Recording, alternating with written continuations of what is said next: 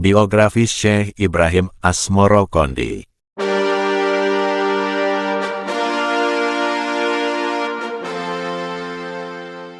Assalamualaikum warahmatullahi wabarakatuh. Sebelumnya jangan lupa untuk like, share, subscribe dan komentarnya. Semoga yang like, share, subscribe dan komentar diberikan rezeki banyak dan bisa naik haji Makkah Madinah. Kelahiran Syekh Ibrahim Asmoro-Kondi. Syekh Ibrahim Asmoro-Kondi diperkirakan lahir di Samarkand, Asia Tengah, pada paruh kedua abad ke-14. Babat Tanah Jawi menyebut namanya dengan sebutan Makdum Ibrahim Asmoro atau Maulana Ibrahim Asmoro. Sebutan itu mengikuti pengucapan lidah Jawa dalam melafalkan As-Samarkandi, yang kemudian berubah menjadi Asmoro-Kondi. Syekh Ibrahim Asmoro-Kondi dalam sebuah catatan mempunyai dua istri, yaitu istri pertama Syekh Ibrahim Asmoro-Kondi yang bernama Retno Jumilah dan dikaruniai satu putra, yaitu Ishak Makdum, Syekh Maulana Ishak, dan istri kedua Dewi Chandrawulan, kakak dari Raja Campa dan dikaruniai putra. 1. Ali Murtado, Raden Santri atau Raja Pandita. 2. Ali Rahmatullah, Raden Rahmat atau Sunan Ampel. Perjalanan menuntut ilmu Syekh Ibrahim Asmoro-Kondi. Mulai dari kecil Syekh Ibrahim Asmoro-Kondi dibimbing oleh ayahanda beliau Syekh Jumadil Kubro. Dalam perjalanan mengungsi dari daerah Samarkand yang sedang diserang oleh pasukan Timurlang atau Timurlan, Syekh Ibrahim Asmoro-Kondi dan keluarga mampir ke daerah Persia. Di sana mereka diterima oleh ulama yang baik hati dan disegani di sana, yaitu Syekh Maulana Malik Ibrahim. Setelah 2 tahun berlalu, negeri Persia juga ikut bergejolak karena diserang juga oleh pasukan Timurlang dan akhirnya mengungsi sampai ke Turki dan berlanjut sampai di daerah Pasai. Guru dan murid Syekh Ibrahim Asmoro-Kondi. Guru Syekh Ibrahim Asmoro-Kondi adalah Syekh Jumadil Kubro dan Syekh Maulana Malik Ibrahim. Dan Syekh Ibrahim Asmoro-Kondi juga mempunyai murid yang bernama Abu Hurairah atau Raden Burereh. Perjalanan dakwah Syekh Ibrahim Asmoro-Kondi. Perjalanan dakwah Syekh Ibrahim Asmoro-Kondi dipenuhi berbagai liku-liku. Secara umum seperti yang dikemukakan dalam babat Gresik, perjalanan Syekh Maulana Ishak dapat dijelaskan sebagai berikut.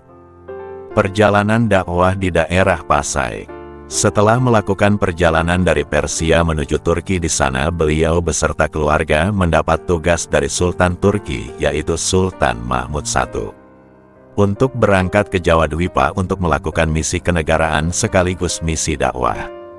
Dalam perjalanan menuju Jawa, rombongan mampir di daerah Pasai, dan ketika rombongan akan melanjutkan perjalanan menuju ke Jawa, Syekh Ibrahim Asmoro-Kondi memutuskan untuk tinggal dikarenakan beliau nyaman dengan lingkungan sekitar. Akhirnya beliau diterima dengan baik oleh Sultan Ahmad sang penguasa Pasai, dan diangkat sebagai salah satu guru di Pasai. Dan beliau juga dinikahkan dengan salah satu putri bangsawan Pasai yang bernama Retno Jumilah. Dari Retno Jumilah inilah lahir Ishak Makdum atau yang lebih dikenal dengan Syekh Maulana Ishak. Perjalanan dakwah di daerah Campa. Setelah sekian lama tinggal di daerah Pasai, Syekh Ibrahim Asmoro-Kondi telah sempurna hidupnya. Sebagai guru bagi masyarakat Pasai, sebagai suami dari putri bangsawan setempat, dan dikaruniai seorang putra. Dan orang yang paling tepat untuk pergi ke sana adalah Anda, Syekh, kata seorang pedagang Mesir.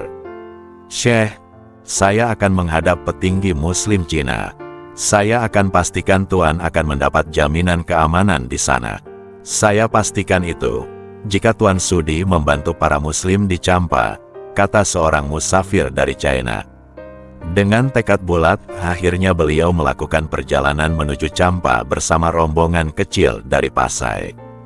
Begitu tiba di Campa, kedatangan Syekh Ibrahim Asmoro-Kondi tidak disambut baik oleh Raja Campa karena memang Raja Campa tidak suka dengan ajaran Islam.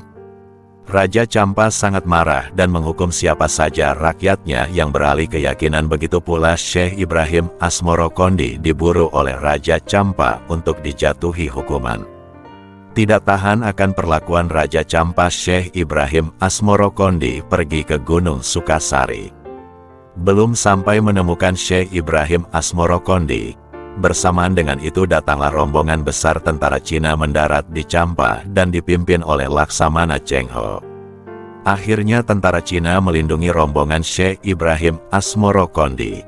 Pada waktu itu Raja Campa mangkat dan digantikan oleh putranya yang masih remaja dan didampingi oleh kakak perempuannya.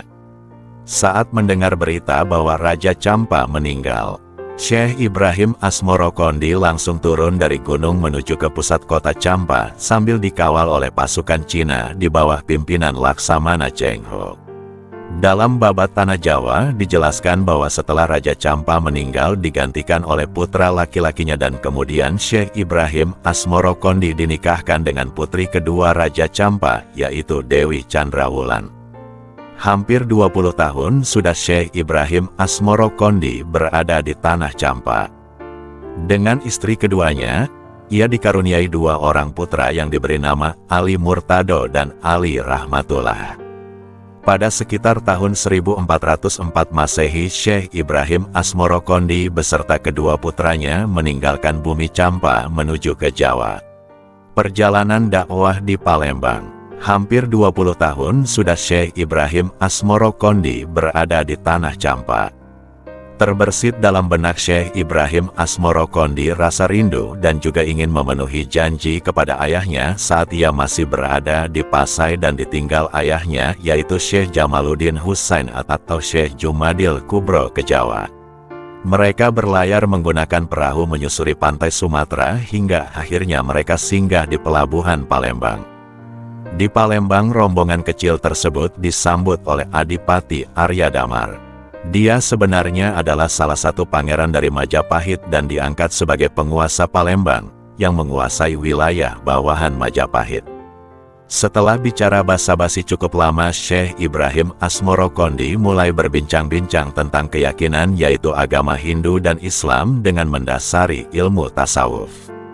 Ilmu spiritual Islam yang memang banyak memiliki titik kesesuaian antara dua keyakinan tersebut.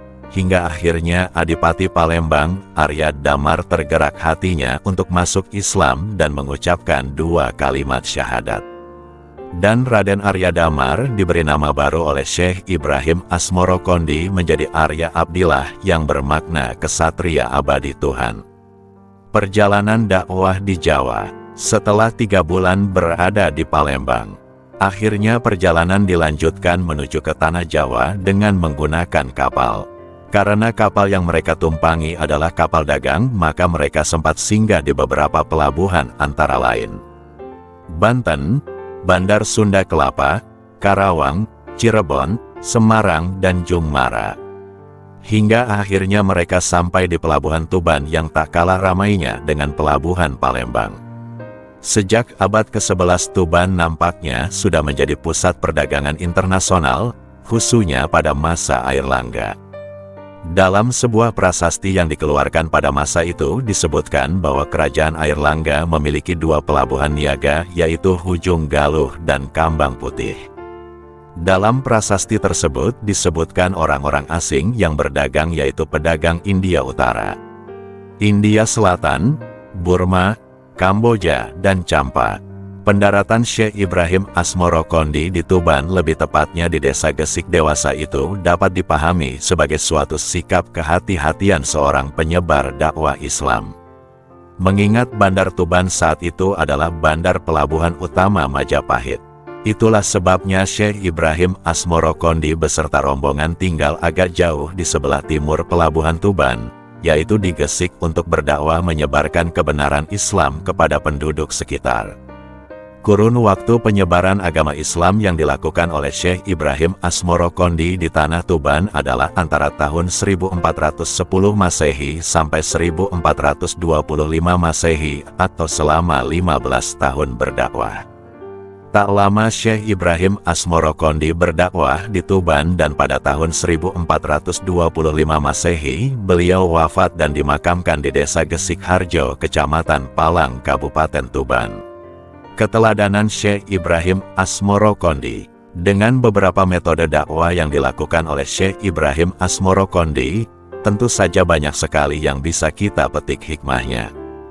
Dakwah yang disampaikan oleh Syekh Ibrahim Asmorokondi sangat luas, akan tetapi tetap berkisar pada masalah keislaman atau agama Islam. Dalam tujuannya adalah menegakkan tauhid dan upaya menjalankan syariat Islam dengan dilandasi oleh kitab suci Al-Quran dan Al-Hadis. Sedang dalam dakwahnya, Syekh Ibrahim Asmorokondi menekankan pada dakwah bil lisan dan dakwah bil hal. Hal ini dibuktikan bahwa apa yang telah diucapkan dalam ajarannya selalu ditandai dan diwarnai dengan perbuatannya. Beliau menasehati para santrinya tentang arti hidup di dunia ini menuju akhirat. Selama hidup di dunia, hendaklah orang itu berbuat amar ma'ruf nahi munkar. Para muslim wajib taat pada Allah, pada Rasul-Nya, pemimpinnya, raja, kedua orang tuanya dan gurunya. Semua itu dilandasi dalam kehidupan muslim, muhsin, mukhlis, mukmin, dan mutakin. Dalam kehidupan sehari-hari diwujudkan dalam penekanan iman sebagai landasan, Islam sebagai kegiatan dan ihsan sebagai hasil akhir untuk berbuat baik. Syekh Ibrahim Asmorokondi juga menyusun sebuah kitab tulisan tangan yang dikenal di kalangan pesantren dengan nama Usul Nembis, yaitu sejilid kitab berisi 6 kitab dengan 6 Bismillahirrahmanirrahim, ditulis atas nama Syekh Ibrahim Asmorokondi. Itu berarti, sambil berdakwah menyiarkan agama Islam, Syekh Ibrahim As-Samarkandi juga menyusun sebuah kitab. Syekh Ibrahim Asmorokondi wafat. Syekh Ibrahim Asmorokondi wafat pada sekitar tahun 1425 Masehi dan makamnya terletak di Desa Gisikharjo, Kecamatan Palang, Kabupaten Tuban. Untuk mencapai makam itu, peziarah bisa menggunakan kendaraan pribadi maupun umum melalui jalan utama yang membentang di pantai utara, Jalan Raya Daendels, dari arah Tuban ke timur jurusan Paciran, Sedayu, Gresik. Makam kuno yang banyak diziarahi umat Islam itu tidak jauh letaknya, di selatan jalan raya, sekitar 200 meter. Sekian, semoga bermanfaat. Untuk Syekh Ibrahim Asmorokondi, lahul Fatihah. Wassalamualaikum warahmatullahi wabarakatuh.